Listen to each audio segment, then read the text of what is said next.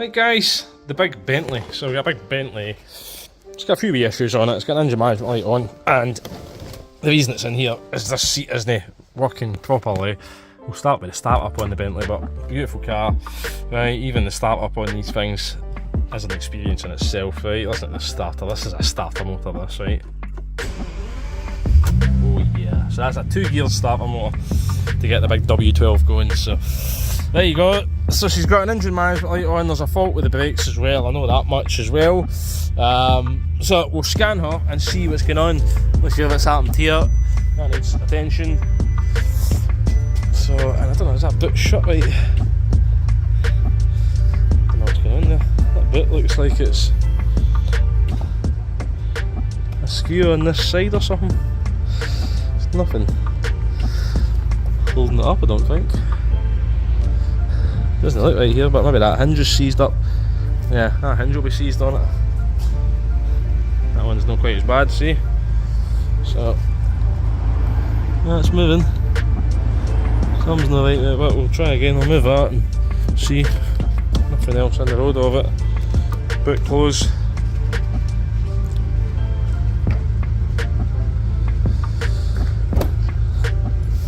Just obviously wasn't closed right, so no reason you need to shove it in. It definitely seems like it's a wee bit high there, but so, and it looks like she's had a wee bit of paint work here. It's very poor. Whoever did it, it's very poor. So SJ Rainer Cars, whoever that is, 01562. I'm not sure what that code is. And you look up here on the window of it. It's got. Oh no, Jesus! That's malicious. That. There's a wee blemish there. See it? I think maybe somebody's touched up that chip. And bits come off or something. So that's terrible, man. That is absolutely atrocious, man. Anyway, I was going to show you the sticker. Balmoral, UK, Rolls Royce and Bentley. So that's where it came from originally, probably. And the that's good, eh? So on the number plate, I want to show you right. It says, in case I don't see you, good afternoon, good evening and good night. So hopefully you only see me in the rear view in the Bentley. So let's see what the machine's saying. So she's found all the data for us, so we'll do the big fault scan on it, and then we'll see what that reveals. If it reveals something with the seat, it should reveal something with engine management light, that's for sure. And probably the part book, whatever that message is. So we'll scan her. I'll pause here and then we'll come back.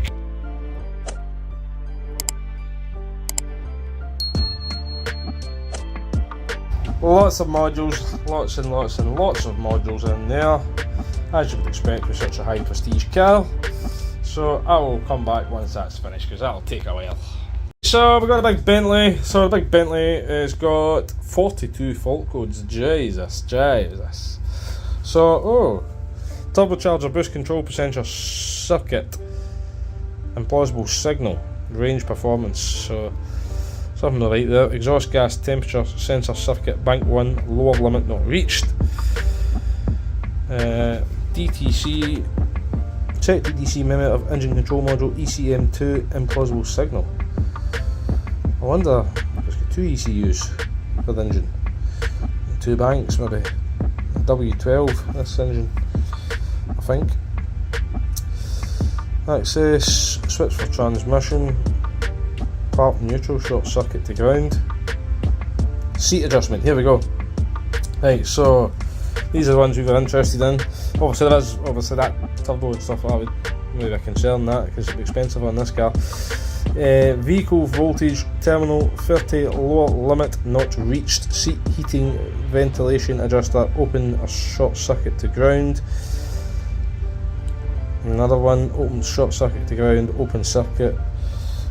Motor for longitudinal adjust, open circuit. So they're all open circuit there, so I believe some of the things are working on the seat, but hold on, we'll come back. So we've got these, seat adjustment passenger side, that's what we're interested in. So terminal 30, so that's a terminal, what terminal. Seat heating ventilation adjuster, open circuit or short circuit to ground. That was on in the car, I turned that off, I noticed it was on. There you go, it's definitely a Bentley massage function control, open and short circuit to ground, and this is the one that we are looking at actually. This is the fault that we know about with it anyway. Motor for the longitudinal adjust, front passengers is open circuit. So I'm going to get a wee look at that. I know some of the things are working on the seat. I didn't actually feel the seat to see if it was hot, but I don't know what the hell that kind of mark is on it. Is it somebody's had a tyre on it or something? So that's the heated seat. I'll put it up to full chat and see what it does. I'll move this. Sit on that can of juice. Right. Look at the wood in it, man, eh? Beautiful. Not sure what that does. That moves your vent. Is it? Open and close your vent maybe? Yeah, it opens and closes your vent. Beautiful bit, eh? So is this bit working? That bit's working. Right, back and forward is working. Up, it's going up. Right, it's going up. Oh, and the bolster's not been in it well. Right, so the bolster's coming out. Right, that's back in. Sorry, they're very slow, I'm not working the heated seat.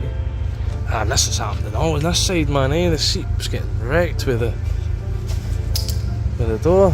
The seat belt and I need to be more careful on that. Right, so yes, she'll not be going back and forward then. So that switch is working that way, up and down. It's just not working. We'll put the seat right up and have a look and see if there's anything being jammed underneath it. A bottle of juice or something.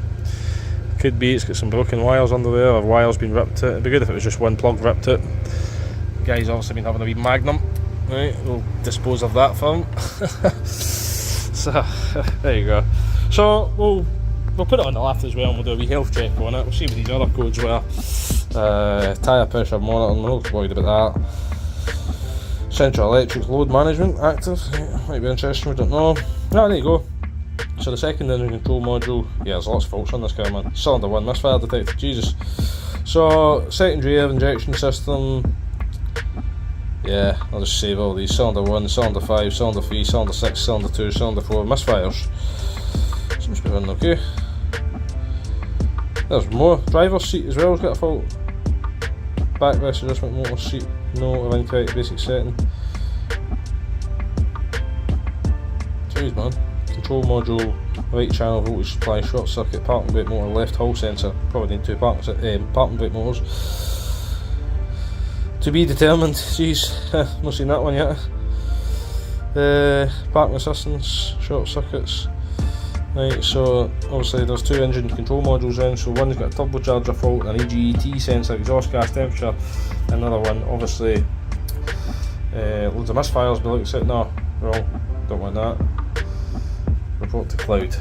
So we are going to try, we are in active test right, and the seat, so the left seat, once we cleared the faults, didn't have any faults on it, but the driver's one did. So this one here, passenger seat, fore and aft adjusting motor, V31, activate,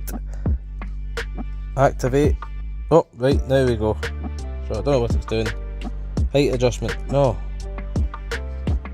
Aye, so it didn't go forward or back then, but it did move. Next, height adjustment, activate. Yep, that's going. It's going back to where it was. Next, passenger's backrest, activate. Seat tilt. Yep, we know how that's working anyway. Next, seat depth. That's the bolster. Oh jeez. Next. End, so that's the end. So I'll go back and look at live data on it. Let's see if there's anything shouting out there. Forward and back switch not operated. Right, so we're going to have a wee look at the seat now and see what's going on. So everything else obviously worked through the autel and worked through the machine, but it didn't work on the right motor for longitudinal, so that's open circuit, so we're going to look at that and see what's going on there. So we're looking at the big Bentley, we'll keep it on, hopefully you can hear it on the camera a bit. Let's try to isolate which motor in here does what. Hold on, let me get my mat. Right, so the knees are getting a bit old. Right, it's not doing nothing backwards, but right, we can see that's the right wire for that, right, for the motor. And if I go forward, let's see if I can get this rigged up. I might not be able to pause. Right, so that is the motor, I can feel it. It's trying to go forward for whatever reason, right? So it is trying to go forward, the motor. I don't know if you can just see it on there once I peel this up, right? The motor actually says BMW. So this will be a bit of pain because there's two bolts here, one here and one on the back of the wheel. There's actually four, right? It's a big beefy car, so there's four. But I need the seat back to get the bolts for the front, so I'll probably need about two bodies to lift the seat because it's a heavy seat, this one. So you can feel the motor trying to go forward, but there's nothing on the way back. That's the up and down.